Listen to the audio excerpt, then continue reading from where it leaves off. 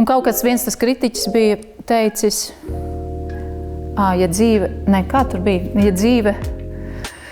ja dzīve runātu, viņa runātu tā kā Tahča romāns. Tāds tas izteikums bija. Nav jau arī pieredzēt, vēl joprojām mēs nevaram pieņemt to, ka sieviete vai it sevišķi māte, ka viņa runātu sliktu, vai ka viņa lamātos, vai ka viņa, tā ir viena arī tāda tabū tēma, protams. Cilvēkiem ir tāds, sievietes rupji runā. Nē, šis vispār nav pieņemams.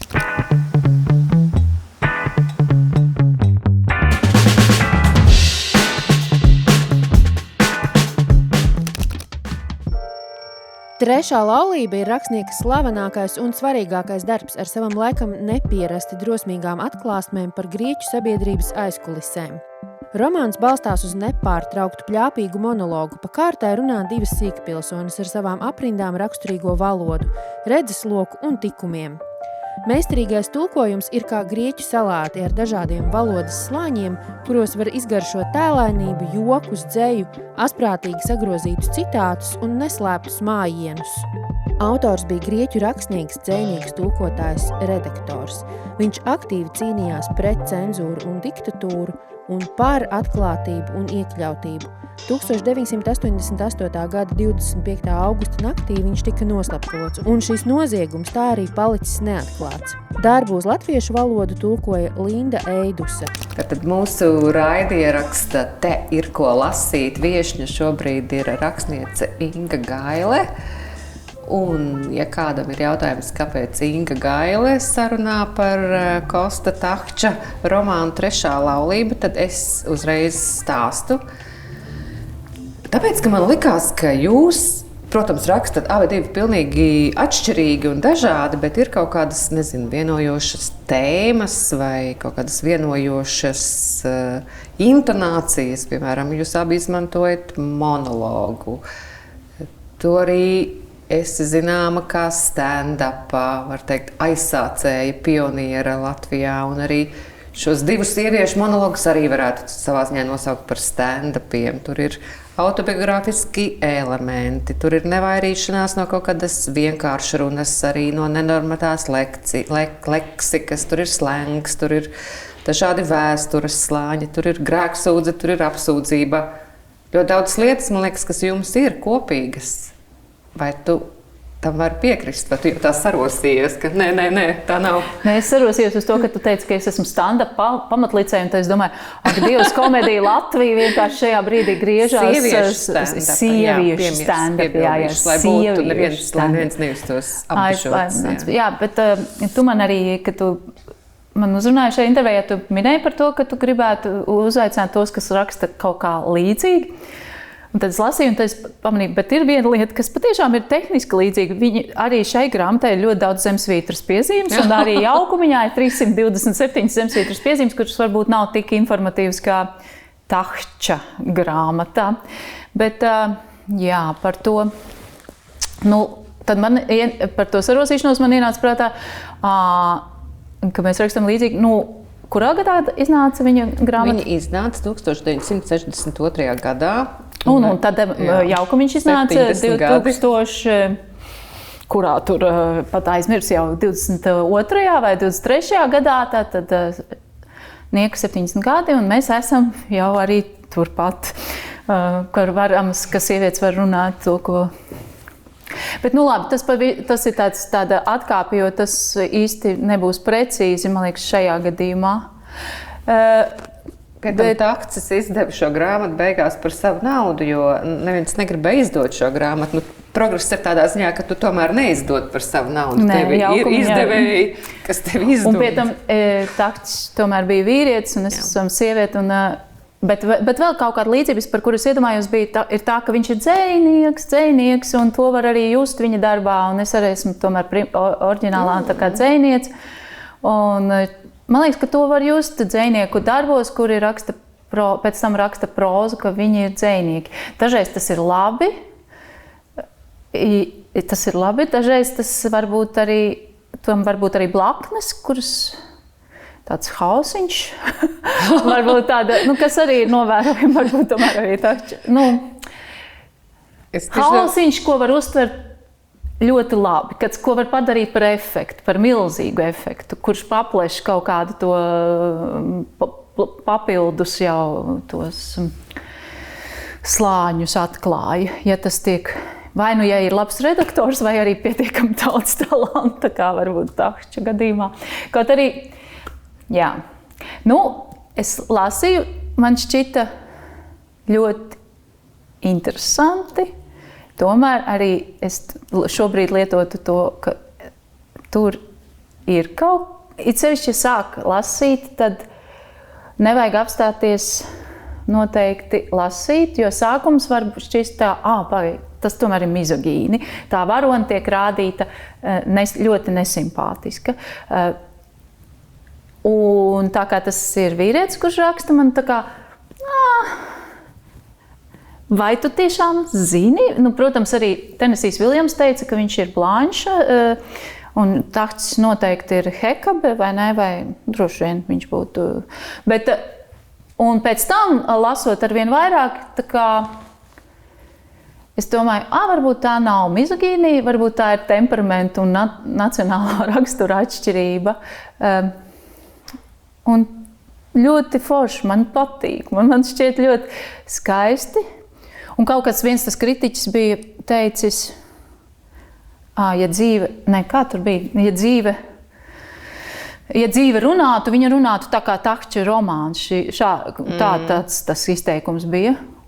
Nu, kaut kur jau varbūt tam var piekrist, nu, tas apziņas plūsma tāda brrr. Nu, kas man vēl patīk, kad viņa... Es nevarēju identificēties ar to, kā viņa runā par savu bērnu, cik šausmīgi viņa slikti par viņu izsakās, bet ar to dusmām un ar to mīlestības sajaukumu, kas tur parādās un ko viņš spēja atklāt. Un kad viņas meita pat viņu piekauja, bet viņa tik un tā ir spējīga saprast, kāpēc tas ir noticis un kā tas ir, ka viņa spēja saprast to bērnu. To var identificēties. Un tas man... Un ko es gribēju pabeigt domāt, tātad man šķiet, ka viņš tomēr... tas viņa talantspēks viņam acīm redzot atļauj parādīt tās visas šausmas, kas jāpiedzīvo sievietēm. Jā. Tas man arī liekas īstenībā viens no tādiem apbrīnas cienīgiem momentiem, ka Takšs raksta viņš tur autors vīrietis, viņš raksta no sievietes viedokļa, un tu tiešām notici. Tur ir daudz tādu citātu, ko es arī esmu izrakstījusi, ka, man liekas, šodien pat lasot pēc 70 gadiem, liekas dīvaini, ka to ir uzrakstījis vīrietis, piemēram, ka visu mūžu viņa bija strādājusi kā vīrietis un nonākusi pie secinājuma, ka laulības sievietei tomēr ir vieglāks darbs. Vai, piemēram, ar savām mazajām sievietes smadzenēm es paredzēju, ka šis stāsts slikti beigsies, kas, manuprāt, nav mizogīnija, bet ļoti spēcīga ironija. Un pēc tam tur pēc divām rindām ir minēts, ka vīriešiem vispār nav smadzeņu. Sievietēm ir mazas smadzenes, bet vīriešiem vispār viņu nav. Līdz ar to tā mizogīnija izlīdzinās. Tur nav tā ir tāda mizantropija. Vai, piemēram, mans dēls Klaidonis, bet viņš ir vīrietis, un viņam ir krāniņš, un lai arī ko viņš darītu, neviens slamst, viņam ne vārda neteiks. Vai tad ar sievieti ir tāpat? Tā kā viņš uzdod šos jautājumus, var teikt tiešām no sievietes perspektīvas, un es arī tik detalizēti nezinu Takšķi, esmu tikai mazliet palasījusi par viņu biogrāfiju, un arī intervijās tagad dzirdējusi, ka viņš ir uzaudzis ar vecmāmiņu, un ka šī vecmāmiņa droši vien arī ir viens no prototipiem, kas nemitīgi runā un kaut ko stāsta, un arī Gundaga Šmita, kas dzīvo Grieķijā jau labu laiku, teica, ka viņa arī pazīst tādas sievietes, viņas ir ģimenē, kas šos nemitīgos monologus notur. Un tu teici par bērnu, un ka tas ir arī Gundagai licies apbrīnojami, jo bērns ir tā ir tabū tēma runāt par bērniem kaut ko sliktu. Un Takšs šajā darbā pārkāp ļoti daudzus tabū tā laika, un iespējams pat vēl arī šī laika. Nav jau arī pieredzēta, vēl joprojām mēs nevaram pieņemt to, ka sieviete vai it sevišķi māte, ka viņa runātu sliktu, vai ka viņa lamātos, vai ka viņa, tā ir viena arī tāda tabū tēma, protams, kas ir arī stand-upā, starp citu, kas tiek lausta, varbūt Latvijā vēl joprojām cilvēkiem ir tāds, sievietes rupji runā. Nē, šis vispār nav pieņemami. Ja tā pašā laikā, ja džeki uz kā skatos un rupji runā, tas ir tas, ko mums vajag. Bet sievietes, nē. Un kāpēc tas tomēr nenotiktu, jo tā ir tāda bišķiņa samākslota moralizēšana, kur tomēr balstās tiešām arī tajā patriarchālajā ideoloģijā. Bet par to Taci, un es arī daudz par viņu nezinu, bet man arī šķita interesantā tēma par to homoseksualitāti, kur visu laiku tā sieviete atturās pret tiem vīriešiem, kuri ir patiesībā homoseksuāli. Un es sapratu, ka viņa laikā, kad viņš izdeva to darbu, tā arī bija problemātiska lieta, ka viņš bija atzinis, ka ir šie homoseksuālie vīrieši. Viņš pats arī bija kvīru kopienas pārstāvis un iestājās par geju tiesībām, kas arī bija problemātiski gan viņa biogrāfijai, gan droši vien izdošanai un iespējams arī viņa nāvei. Pat viņa nāvei? Viņš ir noslapkavots. Šausmīgi. Šie apstākļi nav līdz galam noskaidroti vēl jau šodien, kādos viņš ir gājis bojā. Tā kā... Cik žēl.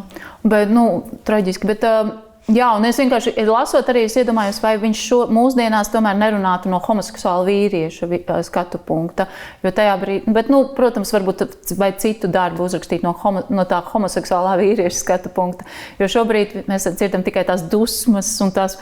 Un tas ir arī, starp citu, labi, ka jūs viņu esat izņemuši, jo Latvijas sabiedrībā dusmas vispār ir tabū tēma. Dusmas, jo tā varona un arī citas varonas, kas tur ienāk iekšā, tās dusmas, kā emocija ir viena no tām vadošajām tām līnijām. Dažādos veidos viņas izsaka pamatotas, nepamatotas, vai pārspīlētas dusmas, kuras droši vien ar terapiju palīdzību mūsdienās mātes atrisina un iemācās daudz mīlošāk un laipnāk runāt ar saviem bērniem, bet tajā laikā tad viņai vienkārši nāk tās dusmas visas pamatotās laukā, un Latvijas sabiedrībā joprojām dusmas ir kaut kas tāds, kas, manuprāt, ir, tu nevari dusmoties, jo dusmu, un pat tiek uzskatīts, ja cilvēks ir dusmīgs, tas izslēdz mīlestības iespējamību. Kaut arī dusmas ir emocija, kuras mēs īsti nevaram kontrolēt. Mēs varam iemācīties atbilstoši izpaust, bet to, kādas emocijas mums rodas un kādā veidā, un cik tas nosaka mūsu temperaments un nosaka mūsu galu galā mūsu dzīves apstākļi. Ja mūs kāds ļoti moc, tad tur ir dabiski būt dusmīgam. Bet Latvijā dusmas joprojām ir. Tas ir arī labi, ka mums ir šīs darbs, kurā mēs redzam, ka cilvēkiem mēdz būt dusmas. Ar to varbūt arī atšķirās latviešu un grieķu sabiedrība. Tā gan arī ir sabiedrība pirms 70 gadiem, ka šīs dusmas netiek kā latviešu sabiedrībā bieži vien turētas iekšā vai kompensētas ar kaut kādiem citiem pilnīgi aizsargu mehānismiem vai kompensēšanās mehānismiem. Un tad iznāk ārā drausmīgā, pasīvā, agresijā vai braukšanas veidā. Latviešiem ir oļiņiete, tāpēc. Grieķiem ir Hekabas kundze, mums ir oļiņiete. Oļiņiete, kur vienmēr viss dara pareizi un tā tad zina, kā ir un tikai Dievu vārds priekšā pakaļā. Bez Dievu vārdu nekāda. Man likās arī vēl interesanta tēma, ko tev pajautāt vai parunāt, ir šie gan tāds apsūdzības sabiedrībai moments, gan arī tāds grēksūdzes moments. Un, protams, Taktis arī ir izmantojis autobiogrāfiskus elementus šai darbā. Protams, ka tu nekad, arī es kā autors zinu, tu nekad nevari identificēt šo lirisko es vai šo varoni pa autoru ļoti tieši vai ļoti tieši uztvert, ka tie ir kaut kādi tavi notikumi no tavas dzīves, kā lasītājs nereti uztver. Reizēm jau tur ir paņemta tikai kaut kāda neliela nianse vai vispār kaut kāda situācija un veidot pavisam savādāk literārā darbā. Un tomēr tas, kas mani pārsteidz, arī bija tāds ļoti lielais godīgums, kādā gan šīs dusmas tiek izstāstītas, gan arī kaut kādas ļoti personīgas un intīmas lietas, cik godīgi viņas tiek lasītājiem pasniegtas, un tas viss ir pirms 70 gadiem, kad arī pašiem grieķiem tas nebija īsti saprotams vai pieņemams. Jā, un tāpēc varbūt tur ir tās priekš manis tā, kāpēc viņš nerakstīja par sevi, bet es saprotu, kāpēc viņš neraksta par sevi. Tas būtu vispār neiespējami, viņš nevarētu to grāmatu izdot. Bet tāpēc, jā, man šķiet, protams, ka ir kolosāli, ka viņš tādas lietas, visu to ikdienišķo, caur tām dusmām, tieši caur to ikdienišķo, it kā to visu to šausmas, tās ikdienišķo varu mācību un nemitību, viņš tomēr panāk tādu vispārinājumu par cilvēku, vai šajā gadījumā, es teiktu, sievietes tomēr likteni, bet, par tiem autoriem, kuri raksta par sevi. Nav jau tā. Jā, cilvēki, lasītāji tā var uztvert, ja viņiem tas palīdz dziļāk identificēties ar darbu, tad kolosāli. Bet pat ja tu raksti, pat ja darbs saucās autobiogrāfija, un es mēģinu tā kā rakstīt tiešām par sevi, tik un tā, tas ir literārs tēls. Nē, protams, un tas, tā ir viena lieta, bet es, protams, jaukumiņā, protams, ka ir kaut kādi mani dzīves notikumi, un es domāju, ka tur var būt divējādas reakcijas no iesaistītām personām. Viena tāda, kā tu uzdrīksties, otra, tas nav pareizi aprakstīts. Tā kā, bet tev jo tur nav precīzi aprakstīts. Bet tev ir kādreiz šīs diskusijas ar sevi, nē, šis ir pārāk atklāti, tomēr, nē, to es ņemu ārā.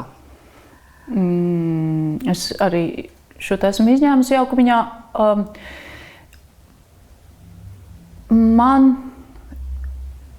bijušas tādas diskusijas pirms Miglas iznākšanas dzejoļu krājuma 2012. gadā, un tās pat nebija iekšēja diskusija, tā bija arī ārēja diskusija ar manu terapeitu, kur es apspriedu šo, un mani uztrauc tas, vai tas nenodarīs pāri maniem bērniem. Tajā laikā bērni bija ļoti mazi, bet mēs arī par to runājām, kā tas būs. Un tad es sapratu, tāpēc īsti varbūt pat es nebiju gatava tam, kas sekoja, pēc tam jau es nesapratu, kāpēc cilvēks tas tā traucēja, jo man šķita, es rakstu par sevi, cilvēki droši vien nojauš, ka es rakstu par sevi, vai arī, tas ir dzejols, bet es nevienam pāri nenodarīju. Jā, tas man ir, tas ir tāda atkāpe, bet par tiem tagad man tūlīt iznāks diezgan stāstu krājums, kurš saucies ievērojami cilvēku dzīve. Un tagad es domāju vienkārši par šo, kad šoreiz gan es ne ar vienu, bet es tur izņēmu dažas lietas, jā, kas man šķita, tās var kādu aizskārt. Bet viņas arī nebija varbūt tik veiksmīgi aprakstīts. Bet, jā, es vienmēr, īsā atbilde ir, vai garā atbilde ir tāda, ka es vienmēr domāju, bet beigās ieraksti. Jā, redzi, tā ir tā, kā? Nevienmēr.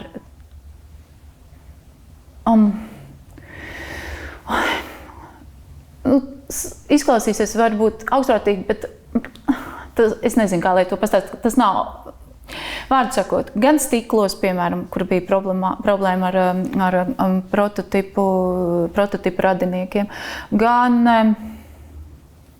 kur Ivandē Kājā. Ivandē Kājā. Jā, kur, protams, arī bija iebildumi, par kuriem es tikai uzzināju vēlāk, bet arī tas, ka viņi labi, vārdu sakot, ir kaut kāds tāds brīdis.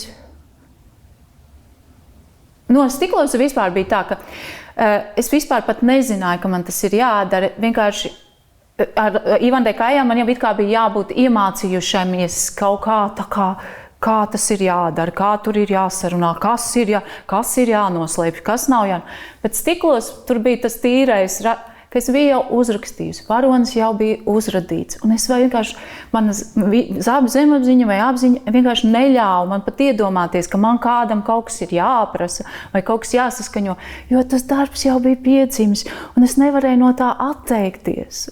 Un tas ir, diemžēl, tas, kas tur strādā, un arī rakstītājā. Tā kā, bet tas priekš manis ir ļoti īsts. Es nevaru to izsvītrot.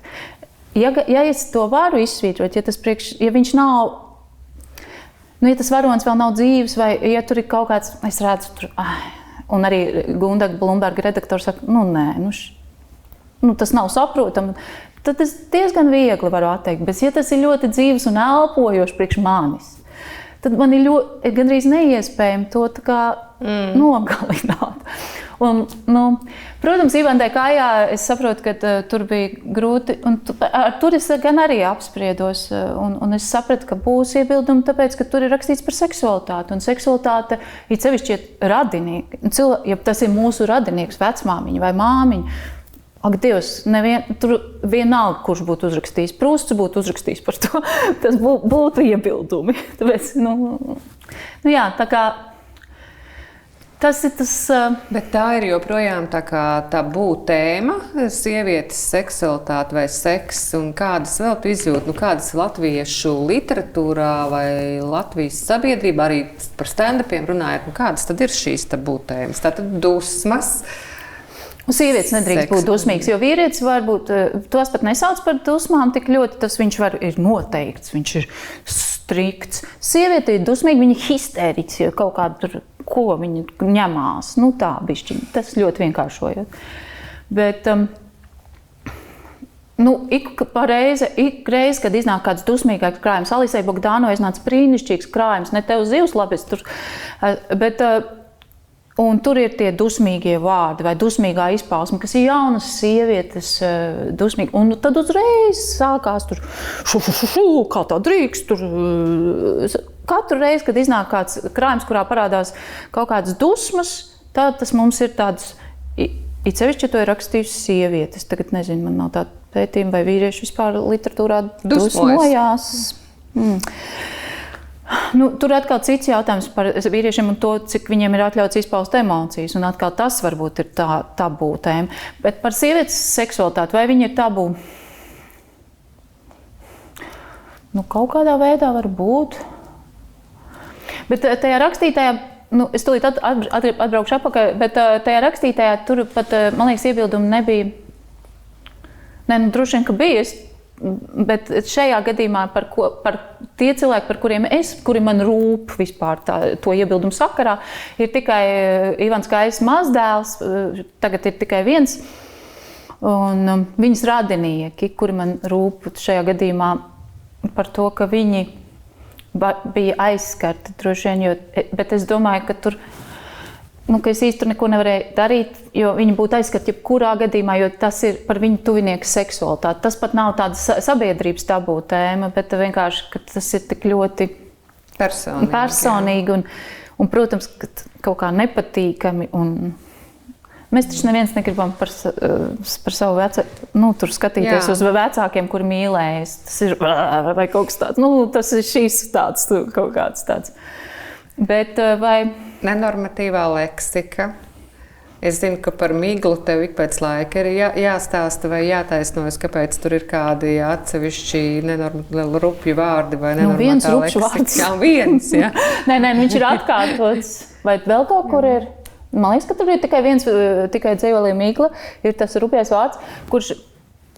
man ir vēl daži dzejo, kuros ir nenormatīva leksika, bet par miglas to rupjo vārdu, tā kā, viņam tur ir jābūt, neviens cits vārds tur nevar būt. Tur es tā kā stāvētu un kristu. Tas ir tas vārds, kuram tur ir jābūt. Tas vienkārši nav iespējams. Tas ir mākslinieckās izteiksmes līdzeklis šajā gadījumā, absolūti. Un pietiekami daudz laika ir pagājuši cik gadi jau, es nezinu, 13 gadi vai vēl pat vairāk, kopš es dzejoli uzrakstīju. Un es varu paskatīties jau uz to no tādu distanci, jo, ja viņš tikko būtu dzimis. Bet nenormatīva leksika, jā, protams, ka tā, kaut gan skolā strādājot, es jūtu, ka viņa vairs nav tik liela problēma. viņa netiek, protams, pieļauta kā ikdienišķa, bet mākslā, jā, tātad tiek runāts tomēr par eksperimentālo dzeju, kas ir pieļaujama. Jā, tā kā es domāju, ka lēnām jau mēs virzamies tomēr par to sievietes seksualitāti. Droši vien, ka tā ir problēma.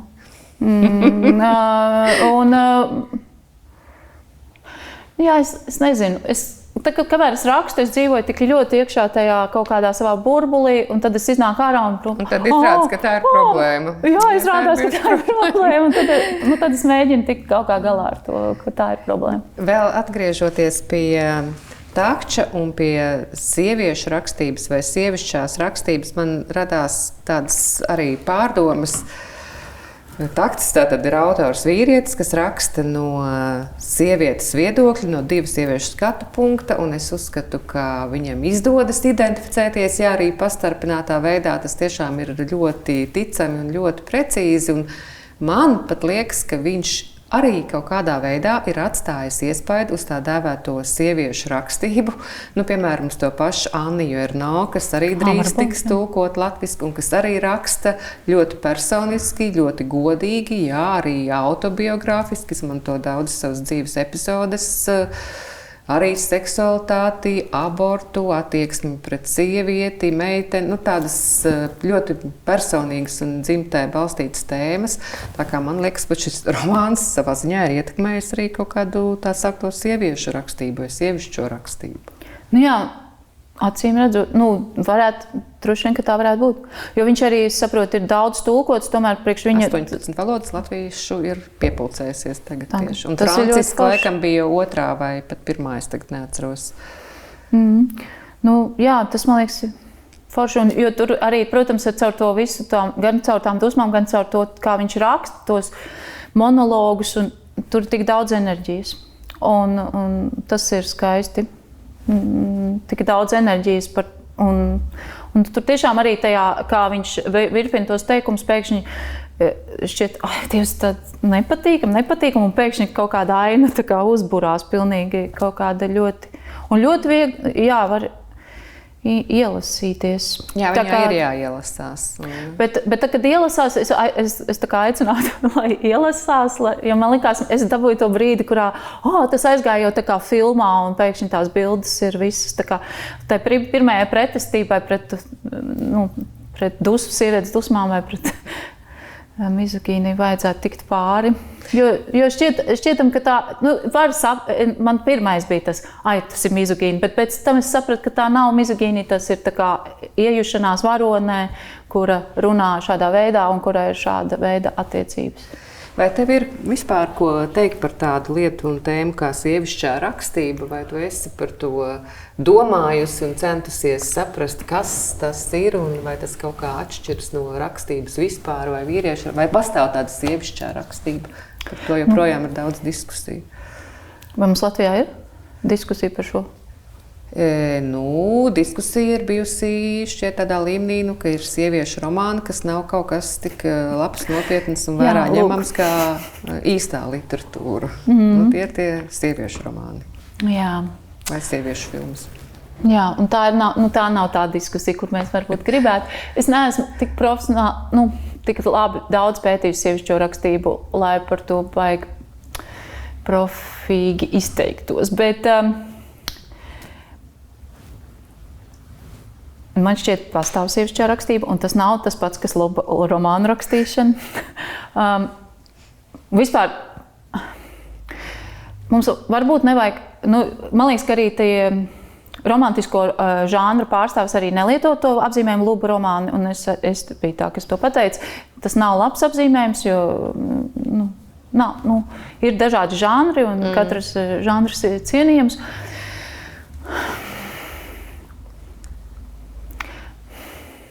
Es nezinu, vai tā runāšana par sievišķo rakstību, es domāju, ka runāšana varbūt par sievišķo rakstību bišķi kaut ko dod, jo tas varbūt iedrošina autores, kuras mēģina iegrož, kurām ir savs izteiksmes veids, un nevis tēmas konkrēts, bet savs izteiksmes veids, kurš var būt enerģiskāks, varbūt haotiskāks un savēlkās kopā kaut kādā citā veidā.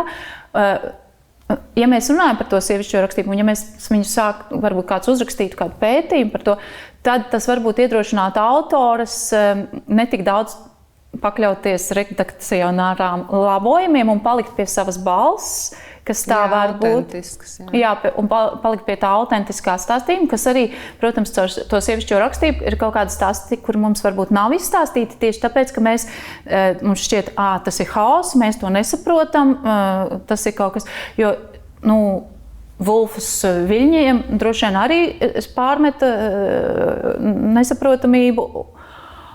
Es tikko lasīju par Faulknera,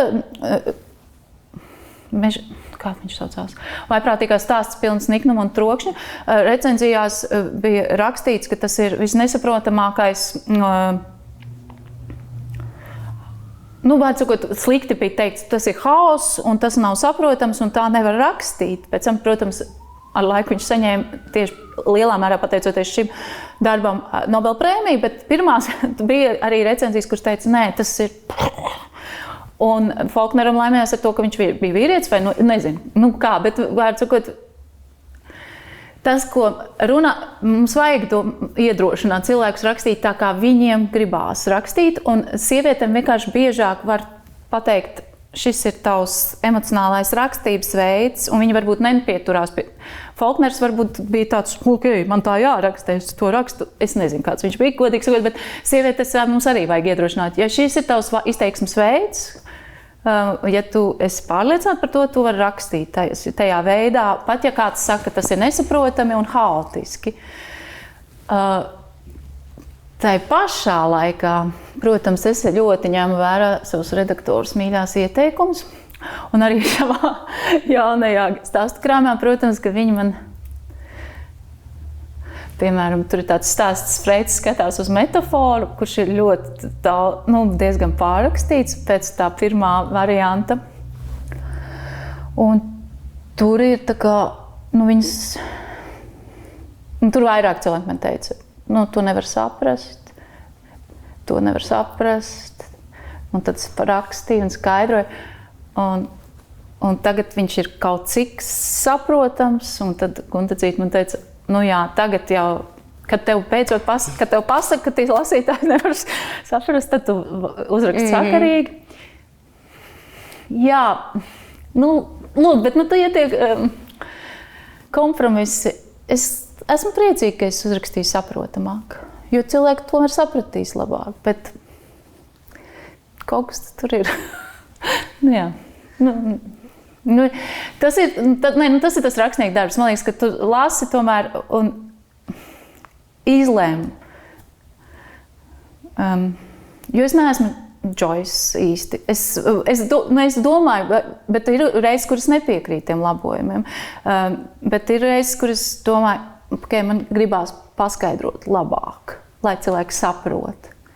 Tā kā es nezinu, bet katrā ziņā mums vajag atbalstīt sievišķo rakstību, jo es domāju, ka tāda lieta tomēr ir, un tas nav, ka tu raksti par romantiskām lietām, bet tas ir kaut kas, ka tu raksti autentiski savai izteiksmei un balsī, un varbūt tā balss neatbilst patriarchāta racionālai loģikai.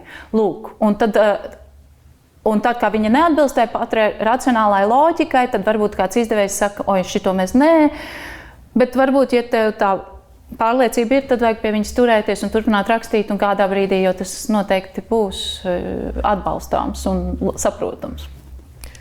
Jā, Inga, paldies tev par šo sarunu. Kosta Takča romāna fonā intriga ir radīta un gaidīsim tavu stāstu krājumu. Jā, paldies. Es tā kā esmu vēl, kā var just tajā burbuļī stāstu krājumu. Ievērojam cilvēku dzīve. Jā, viņš sāksies ievērojam cilvēku dzīvi, un tur būs daži ievērojami cilvēki un daži tikpat ievērojami cilvēki, kurus mēs varbūt nezinām. Tur būs Freits, Darvins, Einsteins, kas vēl nozīmē, Komisarževskis tā kā tiem cilvēkiem, ko mēs saucam par ievērojumiem. Ievērojama vīriešu dzīve, es saprotu. Jā, un tad ir tur ir sievietes, kas ir viņiem līdzās, un vai viņas ir, un kā viņas, vai viņas ir ievērojamas vai ne. Un tās situācijas arī,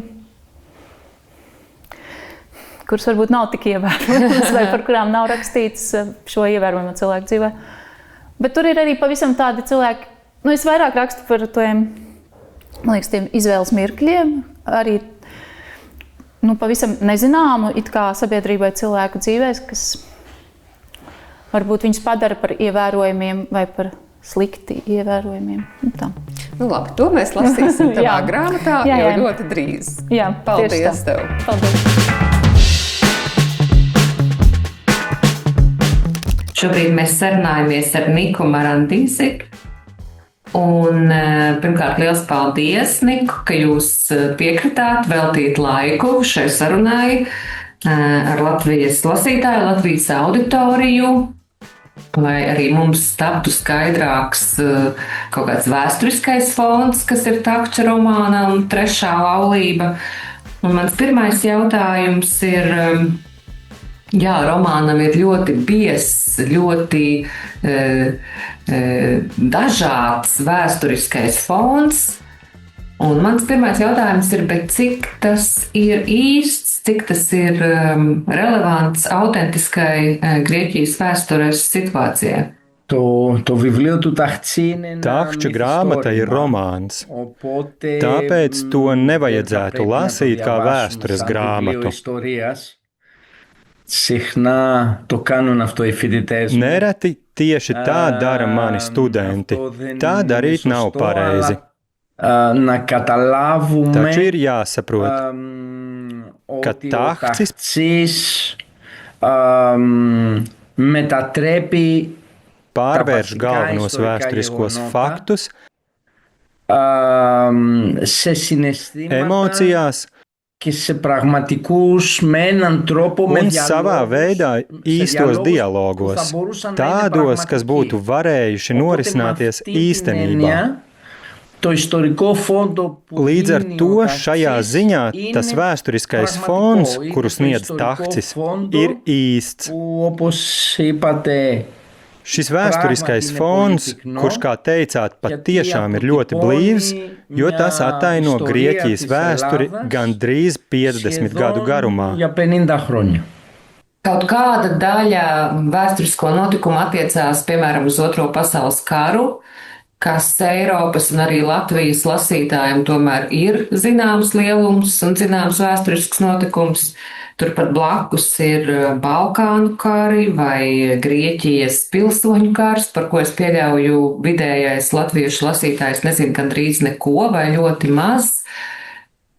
Kas būtu varbūt tie vēsturiskie notikumi vai vēsturiskās situācijas no šīm mazāk zināmajiem notikumiem, kas latviešu skatītājiem tomēr būtu jāzina vai jāsaprot, lai izprastu pilnīgi šo romānu?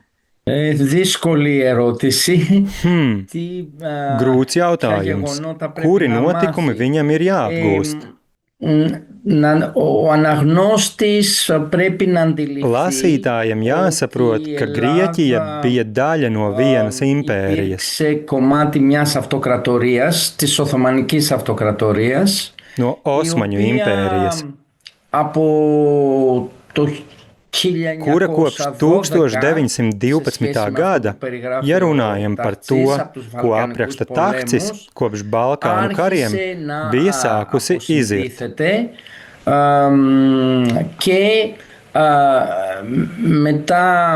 Un pēc tam Pirmais pasaules karš, par kuru lasītājiem Latvijā noteikti ir priekšstats.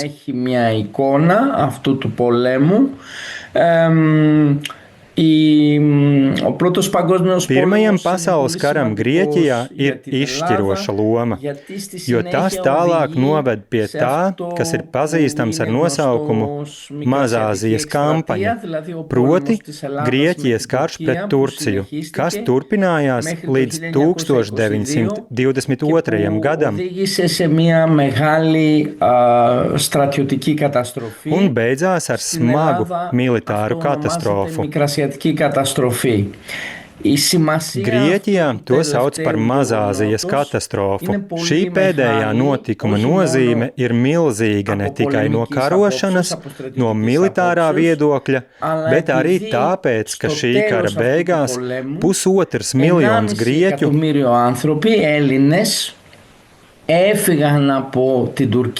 pameta Turciju kā bēgļi un aizbrauca uz Grieķiju.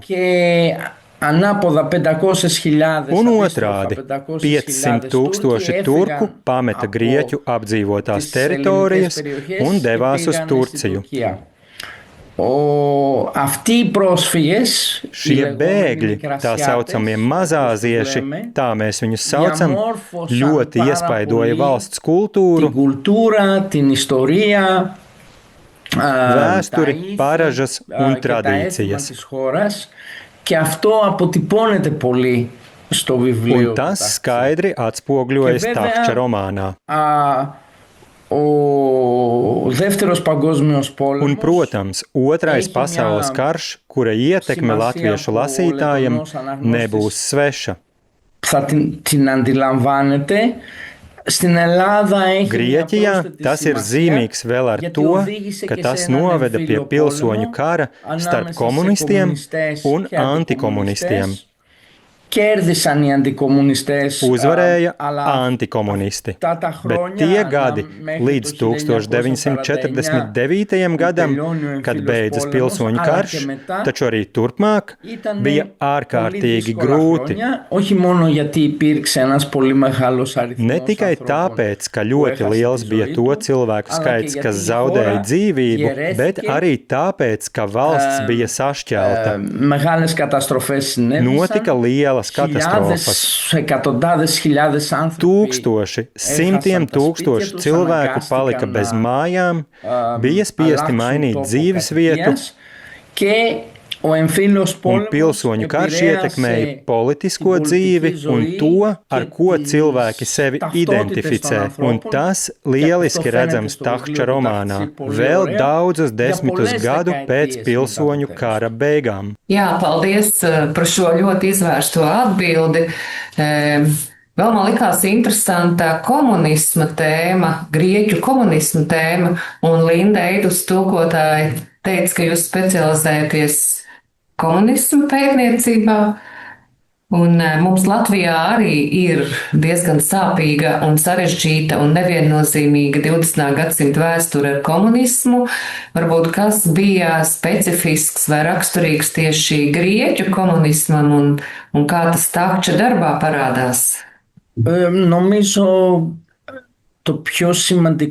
Manuprāt, visbūtiskākais, kas atainojas arī Tahčas atcerējumā, ir tas, ka grieķu komunisms ir cieši saistīts ar pretošanos vāciešiem.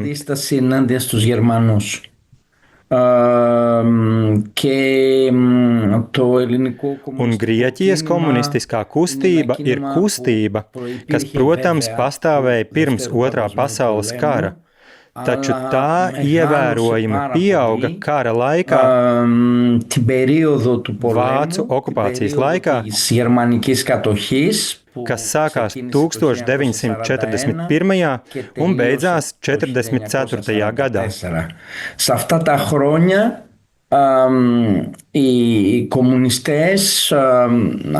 Tajos gados komunisti izvērta ļoti plašu pretošanās kustību. Nacionālās atbrīvošanas fronti. Un šī kustība to gadu gaitā, taču varētu teikt arī vēlāk, kļuva par vadošo spēku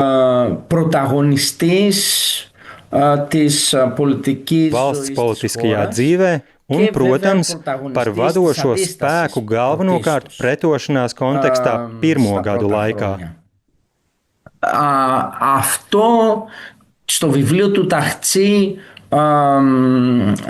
Tahča romānā tas atklājas dažādos veidos, jo atainojot šo laiku, viņš piemin spēcīgās komunistiskās partijas un spēcīgās komunistiskās kustības pastāvēšanu pretošanās gados.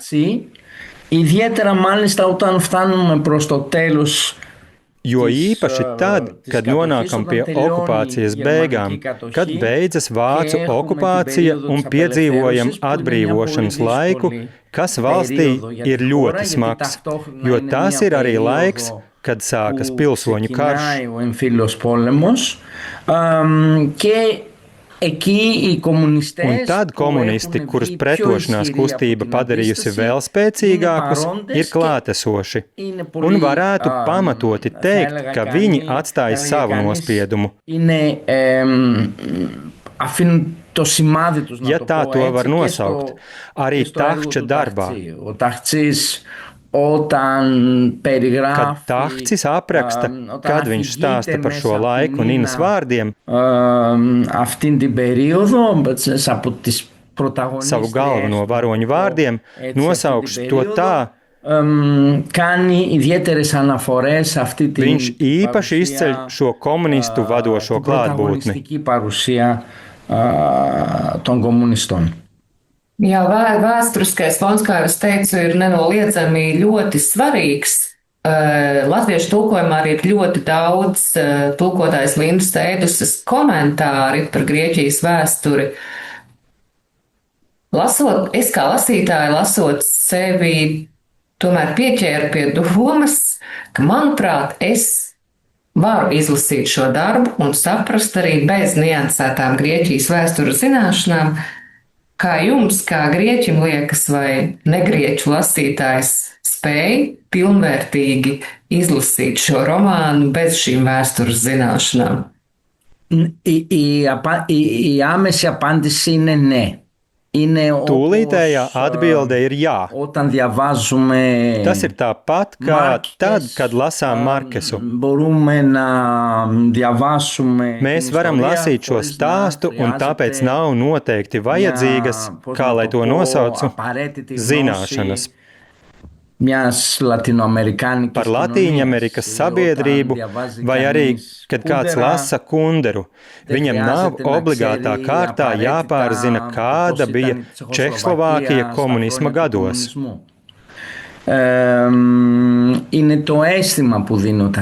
Runa ir par to sajūtu, kuru Tahcis rada, neapšaubāmi. Kā jau visos literāros darbos, būtiskākais ir izjust valodu, piedzīvot emocijas, vai arī saprast joku.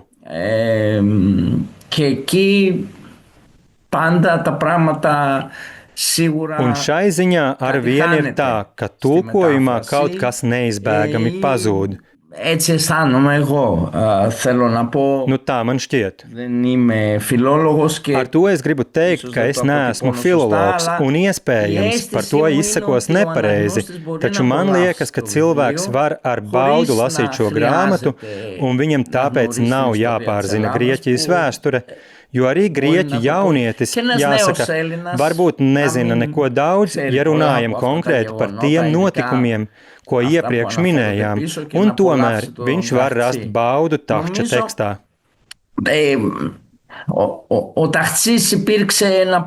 Manā skatījumā Tahcis bija personība, kas satricināja, atstāja neizdzēšamu iespaidu uz grieķu literatūru.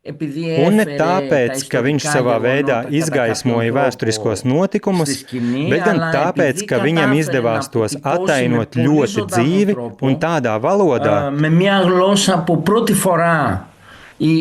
ar kuru literārā darbā daudzi vispār sastapās pirmo reizi. Turklāt viņš to dara meistarīgi, apliecinot izcilu prasmi.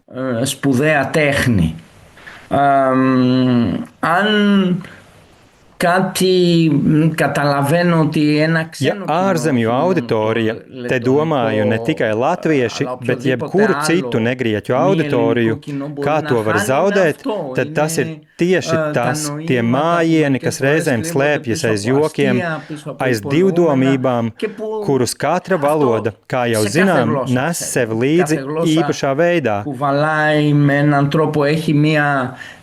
Tai piemīt iekšējība, kuru tikai tie cilvēki, kas ir native speakers, kā tos saucam, spēj apjaust. Tomēr es neuzskatu, ka latviešu lasītājiem vajadzīgas īpašas mācību stundas mūsdienu Grieķijas vēsturē, lai viņi šo grāmatu varētu lasīt ar baudu. Esmu pilnīgi pārliecināts, un tāpēc arī tik ļoti priecājos, lai gan neprotu latviešu valodu, tāpat kā daudzi citi grieķi, taču esmu drošs, ka latviešu lasītāji izbaudīs šo rakstnieku.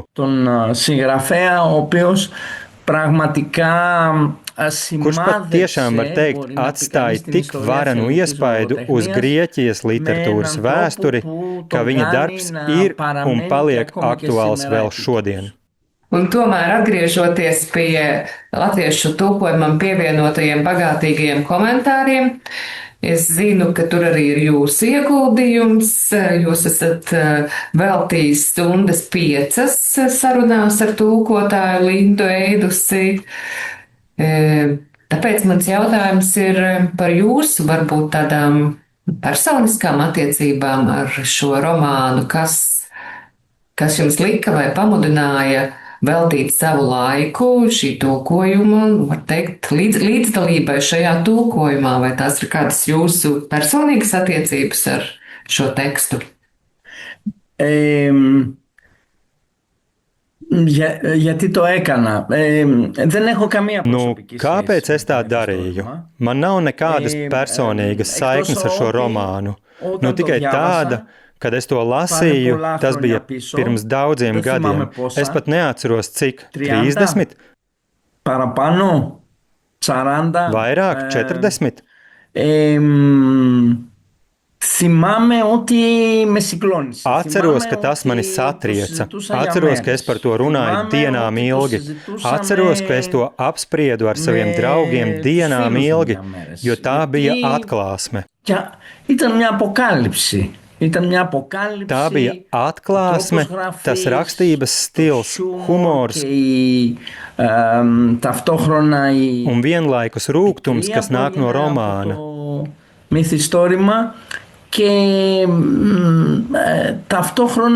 Un līdztekus tam, tas bija romāns ar bagātīgu ironiju, realismu ar emocionālo piesātinājumu.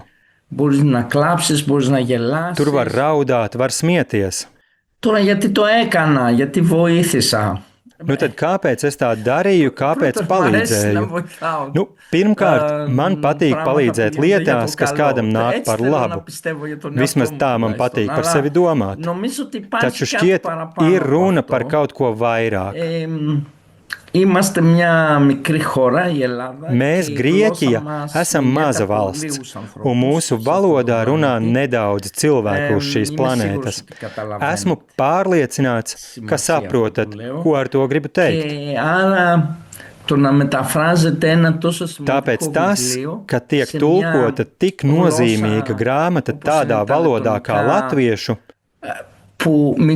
kurā runā nedaudz cilvēki, tāpat kā grieķu valodā, tas manī uzjundīja aizkustinājumu par saskari, kurā varam nonākt pateicoties šim tulkojumam, par saskari, kurā var nonākt mūsu kultūras, mūsu valodas. Un jūtos aizkustināts, jo tā varam dalīties kopīgām emocijām. Un tas mani ļoti aizkustina. Līdz ar to, kad Linda man pastāstīja par savu nodomu, par šo projektu, palīdzēšanu šai lietā izjutu kā svētu pienākumu. Un tagad, kad tas ir pabeigts, es ļoti priecājos. Linda man ir apsolījusi vienu Tahča romāna latviešu tulkojumu eksemplāru, ko nolikt grāmatu plauktā. Es to nekad neizlasīšu, taču es ceru, ka kāds no manas ģimenes kaut kad nākotnē iemācīsies latviešu valodu, lai to izlasītu, un viņš zinās, ka arī es tajā esmu sniedzis pavisam nelielu ieguldījumu. Nika, paldies jums liels, ka jūs veltījāt vēl 1 stundu Tahča romānu 3. laulībā popularizēšanai Latvijā. Un es ceru, ka grāmatas eksemplārs ļoti skaists latviešu valodā jūs 3 sasniegs.